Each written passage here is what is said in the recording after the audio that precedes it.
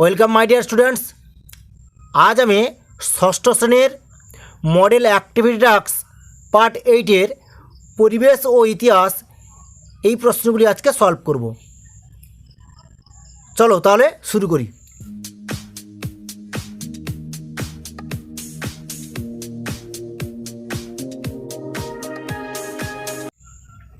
দেখো, একে দেখেছে সঠিক শব্দ বেছে নিয়ে শূন্যস্থান পূরণ করো। একে দেখেছে এখনও পর্যন্ত সবচেয়ে পুরনো আদিম মানুষের খোঁজ পাওয়া গেছে কোথায়? এখানে অপশান দেওয়া আছে তিনটে: এশিয়াতে, পূর্ব আফ্রিকাতে, আমেরিকাতে। উত্তরটা হবে পূর্ব আফ্রিকাতে। বোঝা গেছে? একের দুই দেখেছে মেহেরগড় সভ্যতা আবিষ্কার করেন dash Jean François Jarrige, Charles Masson, Dayaram Sahni. উত্তরটা হবে জাঁ ফ্রাঁসোয়া জারিচ। একের তিনে দেখিয়েছে হরপ্পা সভ্যতা ড্যাশ যুগের সভ্যতা: প্রাগ ইতিহাস, প্রায় ইতিহাস, ঐতিহাসিক। উত্তরটা হবে প্রাক ইতিহাস। এরপরে কী আছে? দুয়ের দিকে আছে কি ক স্তম্ভের সাথে খ স্তম্ভ মিলিয়ে লিখো। ক স্তম্ভে আছে বন্দর নগর, এটা কী হবে? এটা এদিকে সিটাডেল আছে, লোথাল আছে, মহেঞ্জোদারো আছে। এটা হবে লোথালের সঙ্গে এটা হবে। বোঝা গেছে? এবার হবে কি বৃহৎ স্নানাগার। বৃহৎ স্নানাগার কোনটা হবে? মহেঞ্জোদারোতে হবে। বোঝা গেছে? আর উঁচু এলাকাকে কি বলে? সিটাডেল। বোঝা গেছে? এবার কি বলেছে দেখো, তিনের দিকে গেছে বেমানান শব্দটি খুঁজে লেখো। তিনের একের দিকে আছে কি সংহিতা, মহাকাব্য, আরণ্যক, উপনিষদ। প্রথমে একের দিকে হবে মহাকাব্য। তিনের দুয়ে দেখেছে ব্রহ্মচর্য, গার্হস্থ্য, বানপ্রস্থ, ব্রাহ্মণ। এখানে ব্রহ্মচর্য, গার্হস্থ্য, বানপ্রস্থ এগুলো ঠিক আছে, ব্রাহ্মণটা হবে বিমান। তিনে দেখি গেছে বিদথ, সভা, সমিতি, রত্নিন। এখানে রত্নিনটা হবে বেমানান শব্দ। এবার চারে দেখে কী বলেছে? সত্য বা মিথ্যা নির্ণয় করো। চারের একে দেখেছে দক্ষিণ ভারতের একমাত্র মহাজনপদ ছিল অসমক, এটা সত্য হবে। চারের দুই দেখিয়েছে চন্দ্রগুপ্ত মৌর্য শেষ জীবনে বৌদ্ধ হয়ে যান, এটা মিথ্যা হবে। চারের তিনে দেখিয়েছে বিনয় পিটক গৌতম বুদ্ধের মূল কয়েকটি উপদেশের আলোচনা, এটা মিথ্যা হবে।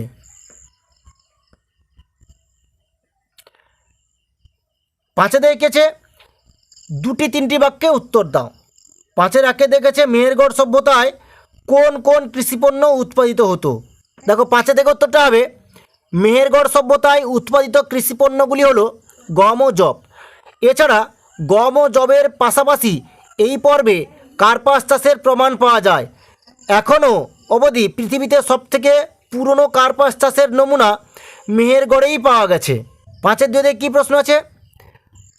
উপমহাদেশের পুরনো গুহা বসতির প্রমাণ পাওয়া গেছে এরকম কয়েকটি স্থানের নাম লিখো। পাঁচের দুয়ে দেখে উত্তরটা হবে ভারতীয় উপমহাদেশের পুরনো গুহা বসতির প্রমাণ পাওয়া গেছে হুন্সগি, ভীমবেটকা, বাগর প্রভৃতি স্থানে। পাঁচের তিনে দেখিয়েছে বেদের আরেক নাম শ্রুতি কেন? পাঁচের তিনে দেখে উত্তরটা হবে বৈদিক সাহিত্য মূলত শুনে শুনে মনে রাখতে হতো, তাই বেদের আরেক নাম শ্রুতি। পাঁচের চারে দেখেছে জনপদ কি? পাঁচের চারিদিকে উত্তর হবে প্রাচীনকালে বাংলায় যে ক্ষুদ্র ক্ষুদ্র ভৌগোলিক এলাকায় জনগণ বসবাস করত তাদের সমষ্টিকে জনপদ বলে। ছয়ের দেখেছে চার পাঁচটি বাক্যে উত্তর দাও। ছয়ের একের দিকে গিয়েছে মেগালিথ কি? ছয়ের একের দিকে উত্তরটা হবে মেগালিথ হলো বড় পাথরের সমাধি, বিভিন্ন ধরনের পাথরের সমাধি। প্রাচীন ভারতে বিভিন্ন অঞ্চলে জনগোষ্ঠীর পরিবারের মৃত ব্যক্তিদের সমাধি বড় বড় পাথর দিয়ে চিহ্নিত করা হতো। এই সমাধিগুলি নানান রকম দেখতে হতো। একে, কোথাও একটি বড় পাথর আকাশের দিকে মুখ করে পোতা হতো। দুয়ে, কোথাও সমাধির চারপাশে অনেকগুলি পাথর বৃত্তাকারে সাজানো হতো। তিনে, কোথাও অনেকগুলো পাথর একটি বড় পাথর দিয়ে ঢাকা দেওয়া হতো। চারে, আবার কোথাও পাহাড় কেটে গুহা বানিয়ে সমাধি বানানো হতো। ছয়ের দুই দেখেছে জাতকের গল্পের মূল বিষয়বস্তু কী? ছয়ের দুই দিকে উত্তরটা হবে জাতকের মূল চরিত্র বা অতীতের বোধিসত্ত্বই বর্তমানের বুদ্ধ অতীত জীবনের সাথে বর্তমান জীবনের সম্পর্ক স্থাপন করা হয়, যাকে সমাধান বলা হয়। জাতকের উপদেশ ও নীতিশিক্ষা মানুষকে মৈত্রী, পরায়ণ, দয়াবান ও সৎ ও আদর্শবান হতে শেখায়। ছয়ের তিনে দেখেছে টিকা লিখো অর্থশাস্ত্র। ছয়ের তিনে থেকে উত্তরটা হবে প্রাচীন ভারতের শাসন পরিচালনার বিষয়ে বেশ কিছু বই লেখা হয়। রাজ্য শাসন কেমন হওয়া উচিত তা নিয়ে আলোচনা থাকতো ওই বইগুলিতে। তেমনই একটি বই কৌটিল্য অর্থশাস্ত্র, এর লেখক কৌটিল্য। অনেকে কৌটিল্য ও চাণক্যকে একই ব্যক্তি বলে মনে করেন, কিন্তু পরবর্তী সময়ের অনেক ঐতিহাসিকই মনে করেন যে কৌটিল্য ও চাণক্য আলাদা ব্যক্তি। ঠিক কবে অর্থশাস্ত্র লেখা হয় তা বলা মুশকিল। খ্রিস্টপূর্ব 3য় শতক নাগাদ এই বইয়ের কিছু অংশ লেখা হয়েছিল, তবে খ্রিস্টীয় 1ম বা 2য় শতক নাগাদ অর্থশাস্ত্র লেখার কাজ সম্পূর্ণ হয়েছিল। সেই চেহারায় আজকে বইটি দেখা যায়। তাই একা কৌটিল্য এই বইটি বোধহয় লিখেননি, তবে মূল বিষয়গুলি তার লেখা বলেই তার নামে বইটি পরিচিত। বইয়ের নামটি থেকে মনে হতে পারে যে বইটি বোধহয় শুধু টাকা কড়ি নিয়ে লেখা, আসলে কিন্তু তা নয়। অর্থশাস্ত্রের মতে রাষ্ট্রীয় শাসক কাজে প্রধান হলেন রাজা, তার কথাই শেষ কথা। এমনকি দরকারি রাজাকে ছল চাতুরিও করতে হতে পারে। রাজকাজের সমস্ত বিষয়ে খুঁটিনাটি আলোচনা রয়েছে অর্থশাস্ত্রে। বইটিতে শাসকের কি করা উচিত তাই বলা হয়েছে, যদিও তার সব উপদেশই যে মৌর্য শাসকেরা মানতেন তেমন প্রমাণ নেই। মৌর্য আমলের ইতিহাস জানার জরুরি উপাদান অর্থশাস্ত্র। 6-এর 4 দিকে প্রশ্ন লিখেছে মৌর্য সম্রাটরা গুপ্তচর কেন নিয়োগ করতেন। 6-এর 4 দিকে উত্তরটা হবে মৌর্য সম্রাটরাই প্রথম গুপ্তচর নিয়োগ করেছিলেন। গুপ্তচরেরা সন্ন্যাসী, ছাত্র, ব্যবসায়ী, ভিখারিণী প্রভৃতি অনেক ছদ্মবেশ ধরে কাজ করত। গুপ্তচর্যের মাধ্যমে সাম্রাজ্যের সব খবর সম্রাটদের কাছে চলে আসতো।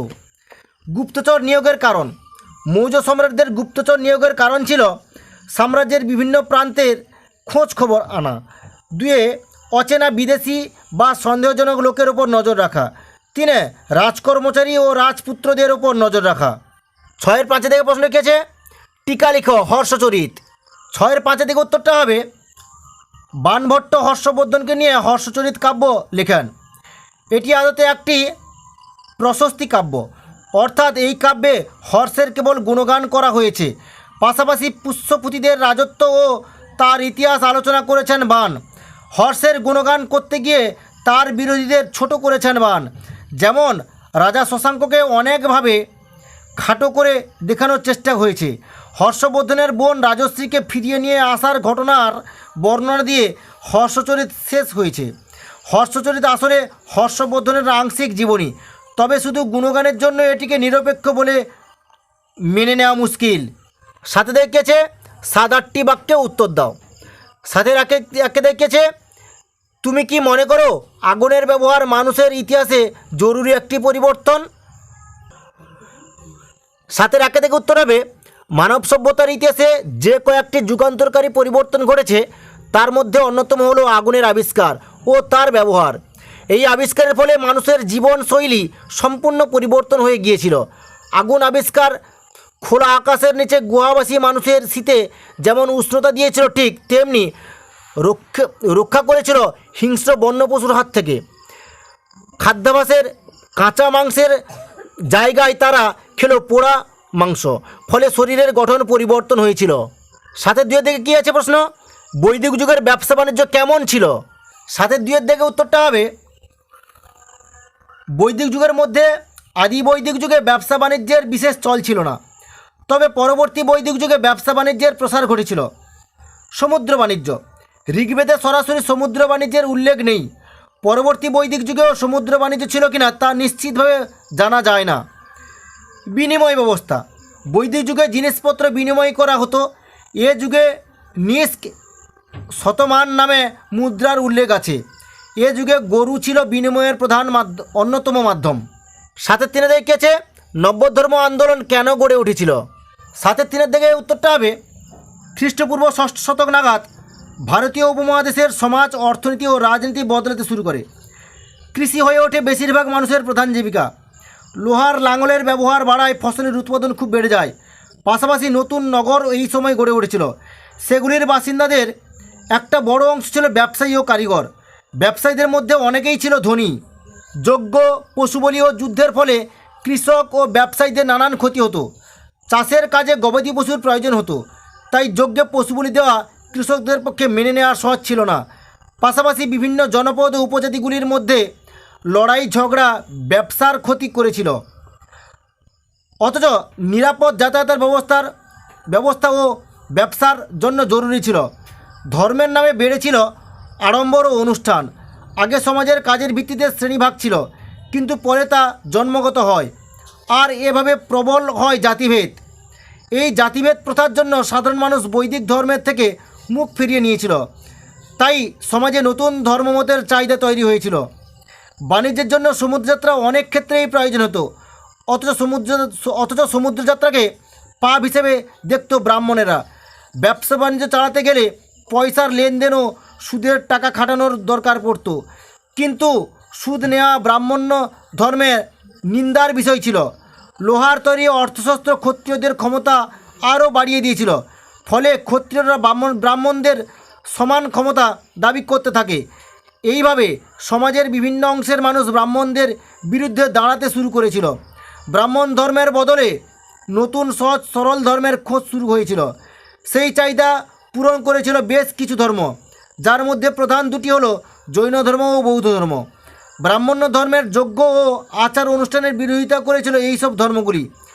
সহজ সরল জীবনযাপনের ওপরে তারা জোর দিয়েছিল। ব্রাহ্মণ্য ধর্মেরও বেদের বিরোধিতা করে ধর্ম সম্পর্কে অনেক নতুন কথা বলেছিলেন এইসব ধর্মের প্রচারকরা। নতুন এই ধর্মমতগুলিকেই নব্য ধর্ম বা নতুন ধর্ম বলা হয়। ঠিক আছে, আজ এই পর্যন্ত। নেক্সট ভিডিওতে তোমাদের সঙ্গে দেখা হবে।